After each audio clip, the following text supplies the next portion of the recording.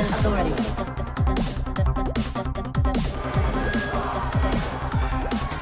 the currency of the resistance.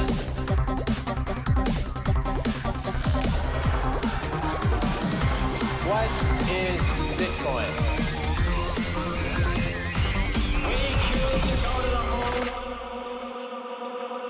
So Max, we've made it to the moon from the Genesis block to 10 years later, the 10-year anniversary of the Genesis block, 2019. You and Trace Mayer started 2019 on January 3rd with Satoshi's Run. Referring back to a previous episode when we mentioned that Wall Street derivatives work by referencing a base layer as collateral, if you were to remove that collateral by removing that base layer, removing your private keys in this case for Bitcoin, you would destroy all the rehypothecated layers of debt on top of that. All the leverage would collapse. And so this is unlike gold and silver, where removing that from the market was expensive and not practical. So on January 3rd of every year, you simply have proof of keys. You know, you remove your keys from the mix, from the system, and you prevent the overextension and over rehypothecation to take place, and it exerts the rights of the hodler of last resort, as they're called.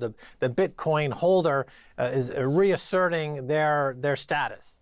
Also, by January 2019, there are more and more people wrecked, but bankers continue to enter the space. And my question is, will bankers wreck Bitcoin, or will Bitcoin wreck bankers? Oh, I think bankers are going to try to ruin Bitcoin. They already are trying to. There's an awful lot of rehypothecation. The coin lending market has exploded in size in the last year, especially in the last few months. And all of this is suppressing the price of Bitcoin. So in the short term, all of the creation of off-chain claims to Bitcoin that are accepted as if they're the real thing and are proliferating the supply of Bitcoin. It's a sneaky way to get around the 21 million cap. Those are all, in the short term, having a suppressive price on Bitcoin. But in the end, Bitcoin wins because in the end, though anyone who is practicing in these practices, rehypothecation and the like, will be wrecked. And it may take a few years for that to happen, but there is no lender of last resort in Bitcoin. And anyone who's taking these risks deserves to go bust. Will banks wreck Bitcoin, or will Bitcoin wreck banks? Jamie Dimon's getting wrecked as we speak. Enough said. 2019, 10 years into Bitcoin, and Jamie Dimon has capitulated. He's admitted defeat. After years of bashing Bitcoin, after years of trying blockchain, not Bitcoin, he capitulates. And what does he do? He issues his own altcoin, JPMorgan As I've been saying, you don't change Bitcoin, Bitcoin changes you. So Jamie Dimon started off as a critic, as a Bitcoin basher. Now he's trying to imitate Bitcoin. He realizes he can't beat it. He's trying to join it. And remember, I talked about that closed permissioned system of the central banking fiat system and their member banks. Well, JP Morgan is the #1 member bank of that system. And who is the central banker's central bank? And that's the Bank of International Settlements. So now that they see their members and their permissioned network starting to break off and see the glory of Bitcoin, now they're starting to really bash it. Bitcoin's proof of work algorithm needs replacing, argues BIS study. The proof of work, POW, algorithm used by Bitcoin and some other cryptocurrencies is not viable in the long term, they said, and needs to be replaced, argues a new study from the Bank of International Settlements. Bitcoin is vulnerable to double spending or a 51% attack, and also that the system stops awarding Bitcoin as block rewards to miners, and then once that happens out in 2140, the system will no longer be secure. I don't think it's going to become less secure. It will have a certain price action. I'm expecting a huge boost in price, and it's not about of not being able to mine the Bitcoins, but it's about the transactions and the transaction fees that should make up for the miner rewards. That article from the Bank of International Settlements, oh, proof of work, not going to work, blah, blah, blah, blah, blah. It's been working for 10 years, really, really well, so much that you're writing a paper about how it's not going to work. Well, guess what? Maybe your system's not going to work in the future. And, let's have more proof of keys, and let's see who actually owns what and what's recorded on the blockchain. Remember, Bitcoin is a system of social justice disguised as a get-rich-quick scheme. And so the Bank of International Settlement is the queen of get-rich-quick schemes. It enables the central banks who print fiat money without any collateral to their member banks, who then use it to buy Modiglianis for $150 million, but it never trickles down to the actual wage earners that make the economy work. So the Bank of International Settlements head and everyone associated with the Bank of International Settlements must be gobbled up by the Bitcoin black hole. And also in 2019, you're seeing more and more of these headlines all over the place about the enormous amount of electricity that Bitcoin uses, and appealing to millennials that don't use Bitcoin, it will destroy the planet. Even if Bitcoin, for example, did consume too much energy, which it doesn't, there are very good arguments for Bitcoin as a force for good in energy. For example, Bitcoin is extremely good for renewable energy. Why? Because renewable energies are, for the most part, intermittent. So you don't decide when it's sunny, you don't decide when it's windy, and you don't decide when it rains for hydroelectricity, for example. So you're producing energy while there's no consumption. So what do you have to do? You have to store it, or you have to transport it very far. This is very expensive, and you lose electricity as you transport it. So it makes renewable energies more difficult to manage because you have these surpluses that you have to plan for. So what are you going to do with the surplus? A coal plant, you put the coal in, it burns. You don't need to have electricity right now, don't put coal in the oven. So it's if you're analyzing, am I going to go for renewable or non-renewable? You look at renewables, I have to deal with all these surpluses. I might go for the coal instead. It's much cheaper. But with Bitcoin, what you can do is you can bring the Bitcoin miner and eat the surplus. So you cannot transport electricity over big distances, but you can certainly transport a shipping container full of miners. And that is, for example, what they do in Canada for excess gas. You can't flare it because it's bad for the environment. You can't store it. What do? You can't release it in the atmosphere. It's methane. You need to do something with it.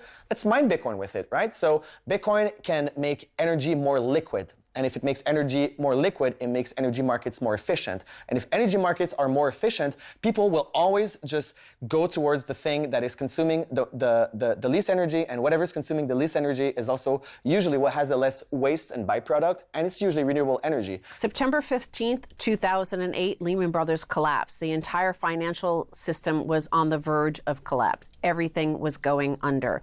October 31st, Satoshi Nakamoto printed the Bitcoin white paper for peer-to-peer cash. November 26, 2008, quantitative easing began. 10 years later, we had QE1 start at the same time as Bitcoin. 2019, 10 years after the birth of Bitcoin, we have another statement from the Federal Reserve Bank. February 8th, 2019, Fed says it is currently discussing using quantitative easing as a regular tool, not just during emergencies or when the Fed funds rate is at the zero bound, i.e., quantitative easing is now permanent. It's medieval. During medieval times, you had the kings who controlled the economy for the serfs, and they had co-opted the priests who would then absolve them by allowing them to buy their way into heaven using papal indulgences. Now we have the central bankers who have the papal indulgence system called fiat money. And the serfs, in this case, are everyone trying to get a new high-screen TV, high-def TV, or some other trinket that the consumer economy is promising them. And the price keeps going higher and higher, but their wages on a relative basis go lower and lower. And that permanent underclass keeps growing. And the rabble-risers are rising. And the social unrest is increasing. And the Gilets jaunes and the Occupy Wall Street and all the uprisings we see all around the world are the result of irresponsible central bankers killing the value of that money that they say people need to earn to afford a lifestyle that, oh, by the way, is being pulled out from underneath them by this permanent upper caste of fiat money printing banker priests who are equating their lawlessness with godliness. And that is always and forevermore be the basis of a global insurrection. It took, for hundreds of years, the French peasant accepted the divine right of their kings. And then until one moment... And then they chopped their heads off. And then they chopped their heads off. And the equivalent right now in this fiat system of let them eat cake is, well, let them have food stamps, let them have Medicaid, and they'll be fine. Right now you're okay, but there will be one moment when you realize that there's Bitcoin, that you can actually be totally free and on the same, have the same rights, because you do have the same rights, you just haven't asserted them. You just don't know that you have that power to assert it. And Bitcoin, it bubbles up in a grassroots way, one by one, person by person. And so eventually, they're not going to be able to acquire the resources to provide the food stamps. Yeah. They're not going to be able to bail out those people with food stamps. They're not going to be, chance are on the second brink of bailouts. They're not going to be able to bail out the banks. Also in 2019, we've seen Kaiser Report receive the lightning torch. This was the hashtag #LNTrust chain, and it was started by a guy with just an avatar to his name, Hodlnaut. And the tweet was to Max Kaiser. Time to pick up the hashtag #LNTrust chain soon, Max. That was on February 8th, 2019. You responded, should do it while recording Kaiser Report. He wrote back, yes, that sounds like the perfect plan. Oh, we received it. We received it. Oh my God. We received it. Wow. Wow. Wow. Okay. Hold this for a second. Yeah. You gotta hold the camera. Got it. So don't put your fingers in front of it. Okay. LN Trust Chain received. This is by, exciting. Thank you, Elena Satoshi. Okay. That's I great. received it. Now we're gonna have to send it. Thank you to Hodlnaut for starting the whole thing. Thanks to Jack Dorsey for making it blow up. To all the Lightning developers. All right, I'm going to sign the Lightning torture. Okay. Yay! Awesome.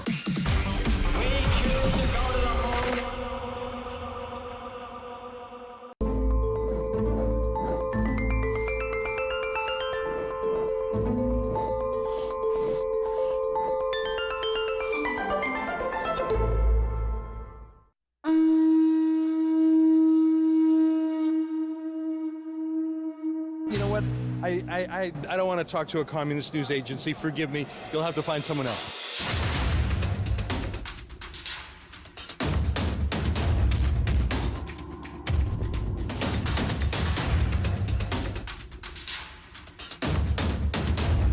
What were they trying to say with the swastika?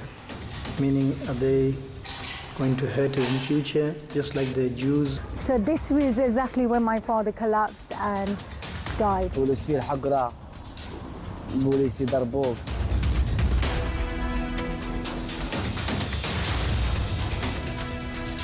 Son millones de víctimas, y son miles de familias, y son cientos de pueblos.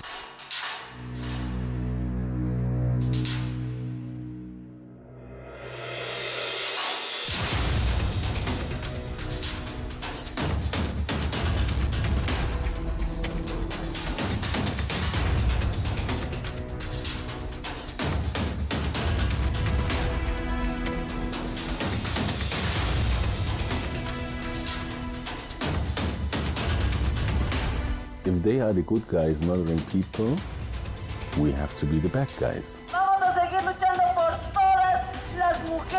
I think right now is the time to come together to fight fascism. It's an indication of how important mass movements are. So that's also an indication of where the left must move towards. We are definitely winning because we have the people. They have people in power, but we are the masses.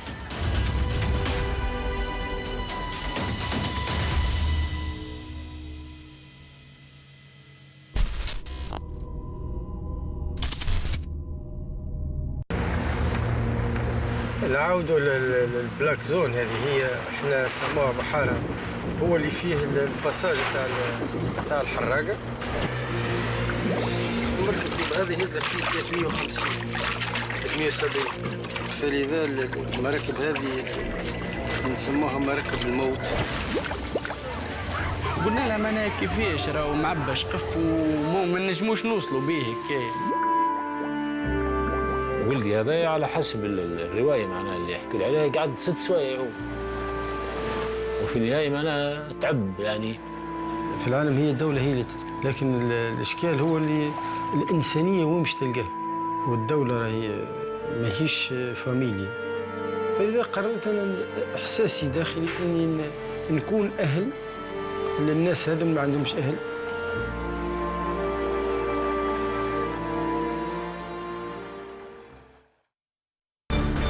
So what we've got to do is identify the threats that we have. It's crazy. Confrontation. Let it be an arms race. Who is on offense? Very dramatic development. I personally am going to resist. I don't see how that strategy will be successful. Very critical time. Time to sit down and talk.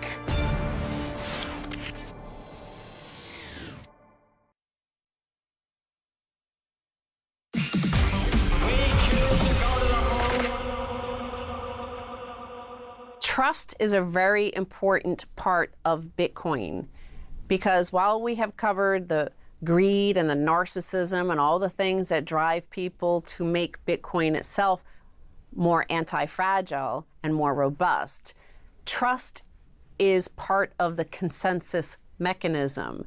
And consensus mechanism is what the Bitcoin protocol is. Right. You'd have a system of social contracts that establish the relationship between the governed and those doing the governing. And you hope to strike a balance. And it's almost impossible. But with Bitcoin, those constituents are so finely balanced within the protocol that trust has actually been mathematically solved in the form of this distributed consensus algorithm. So we can focus on more important things than making sure that who we're dealing with is trustworthy. Because if they're in the network, they are by definition trustworthy. And therefore, what we need to focus on is how to take that 50, 60 quadrillion calculations per second network hash rate and build something even more spectacular than anything we've ever seen before. Sure, we've been to the moon. We've been to the moon already. Where are we going really beyond the moon? Who are we going to attract with this protocol? I think in 10 years, Bitcoin will be used ubiquitously by both businesses and individuals to transfer money, especially across borders in high value. It's proving that it's a very efficient high value transfer system, and as more and more liquidity comes into it, I believe that it's going to be the most efficient means by which value is transferred, especially across borders, and it's going to take over a lot of the foreign exchange market. My hope is that 10 years from now, it will be very easy for someone to just pick up a phone, install an app, and start interacting with this system, not having to worry about things like key management or payment channel management or any of the million complexities that are going under the hood. So it is essentially the same way that, people have been using internet and internet technologies where 10, 20 years ago, you had to put a lot of effort into even just getting connected to the internet. But these days, you go out, you buy a phone, you install some apps, and you're using a plethora of technologies under the hood without even knowing what's happening. So a lot of people that are older don't trust digital stuff because they haven't grown up with it. A lot of the kids today, well, they've grown up with World of Warcraft or using Venmo or PayPal or whatever. So they're perfectly comfortable with digital things. And making the leap to decentralized digital scarcity isn't that as big as if you're going from centralized scarcity to decentralized digital scarcity. So I think a lot more people will be comfortable with it, and by then a lot more of the investors will be in their 30s, and have experienced like 2/3 of their life with Bitcoin in existence. They'll have heard about it since middle school or high school, and so they'll be a lot more comfortable with it. So I expect it to be much more of a store of value for them. The first 10 years have been a nice proof of concept, and yet it's shaken the establishment worldwide to its core. The next 10 years, we will actually be building real-life implementations that begin to affect everything. Think about it. 10 years ago, we didn't really have YouTube and Facebook and Google. In 10 years from now, we'll be having smart contracts, decentralized peer-to-peer money, private keys and monetary sovereignty. In 10 years, we will have an entirely new world coming into view. If a billion people in developing markets who don't have access to the banking system start collateralizing investments using Bitcoin and don't even know they're doing it, there's not enough Bitcoin in existence to collateralize all of those investments. So there's only one solution. The price of Bitcoin will have to skyrocket to meet that demand, which is what I believe is going to happen. So you have this kind of essential tension between the hodlers, the people who have no intention of selling, at least not in the short term at any price, and consumers who can realize huge benefits from Bitcoin as programmable money in these kind of new banking applications, which ironically is going to drive the price significantly higher and create more of these so-called hodlers. So I think it's going to be a really exciting time for Bitcoin over the next 10 years. If Bitcoin is going to succeed, then the second question is it going to succeed gradually while the legacy system is still running smoothly, or is it going to succeed while the legacy system is crumbling down? For example, just to make clear, the email didn't evolve while postal office were actually crumbling down. We didn't start using YouTube while Hollywood was burning in flames, but we may be forced to use Bitcoin while the legacy monetary and financial system is crumbling again down, like in 2008, but maybe worse. But before we get to that future, Max, I would like to remind everybody, as many fake Satoshis will come forward in the next years ahead, I do want to remind everybody, 10 years into Bitcoin, remind you that the first Bitcoin transaction was between Satoshi and Hal Finney.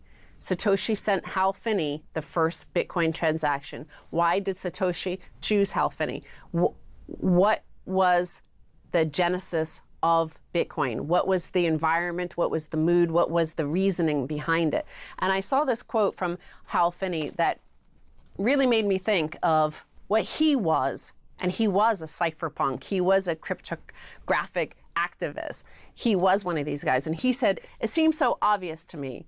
Here we are faced with the problems of loss of privacy, creeping computerization, massive databases, more centralization, and David Chaum offers a completely different direction to go in, one which puts power in the hands of individuals rather than government and corporations. The computer can be used as a tool to liberate and protect people rather than to control them. So David Chaum invented eCash, DigiCash back in the 80s. So anybody who pretends to be Satoshi these days, there were many people before him.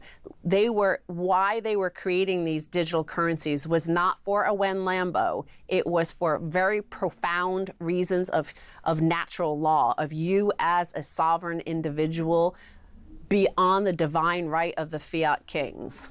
Yeah, I noticed that during this whole series, you never asked me how I define Bitcoin. What is Bitcoin, Max? Well, it's text. Text as in speech. And speech is an inalienable right that we have as Americans. It's codified in the Constitution, Bill of Rights. And having free speech, in this case, free text or free code is speech. We have a direct connection to that inalienable right and a direct connection to the natural laws that were in place that informed the founding fathers of this country about what should go into the Constitution and the Bill of Rights. So this is about as American as you can get. It takes that notion of free speech and inalienable rights as guaranteed by natural law, and it puts it into the fingertips of anybody in the world with the hope to be free and a modem. Bitcoin is now a technology that the individual can wield to enforce their individual rights when it comes to to money and to resources. Yeah, a lot of people, when you tell them that we're taking the state out of the equation, they become fearful. Yeah, separation of money and state. But what we're saying here is that it's a return to natural law, that we are endowed with these unalienable or inalienable rights, including the right to trade, the right to free speech, and the right to hard money. And that's unalienable. That means you can't put a lien on somebody's rights. You know, having to use legal tender to pay taxes, you're liening people, you know, that like neither borrower nor lender be. People are either going to rise up and take control over themselves and their own situation and use Bitcoin or whatever economic like rationale and tools that they can use to do that, or they're going to continue to be harvested like livestock, being turned into either milk or meat for political elites. So our fiat money system is essentially a dark ages, and Bitcoin brings the enlightenment to the dark ages of our fiat money system.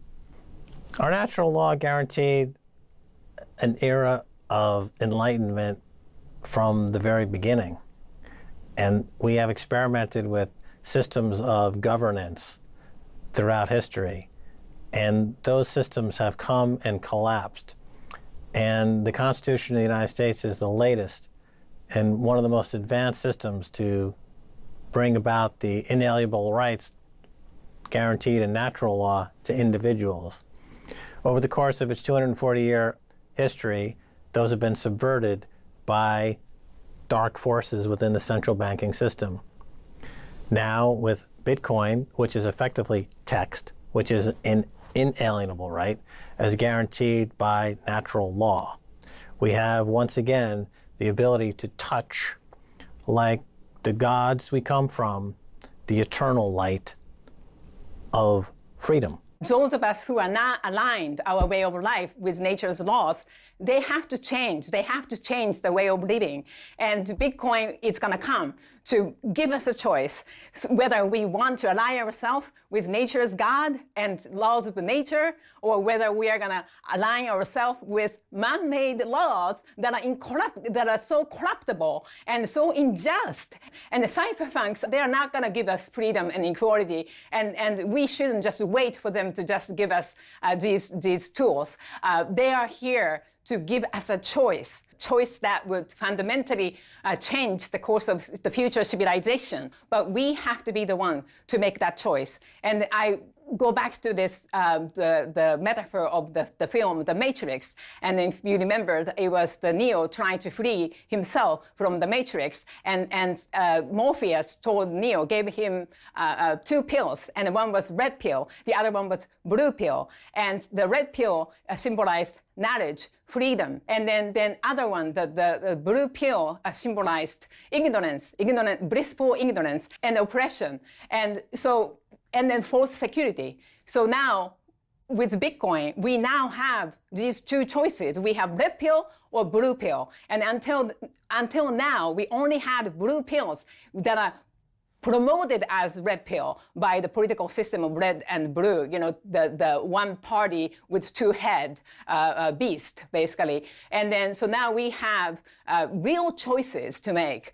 And we have red pill, and we have to be the one. You know, Morpheus can only show us the door, and Neo have to still walk through the door. And the cypherpunks already showed us the door. Bitcoin already showed us the door. And now it's our time to walk through it. It's never too late to get into Bitcoin. I think, you know, we're in the space, so you have your early adopters. There's all different aspects of this curve. But I think the sooner you get into it, it does change the way you see the world and you see yourself. But I don't think it's ever too late. I think, you know, from, I guess, 2009 to now, there's always been episodes where people say, oh, I missed it. No, well, you just stick around. You know, this is right on time. So I think, if anything, the time is now. This is when you should get into it, right now. And then if you film this another time, it'll be the same thing. Right now, this is the time.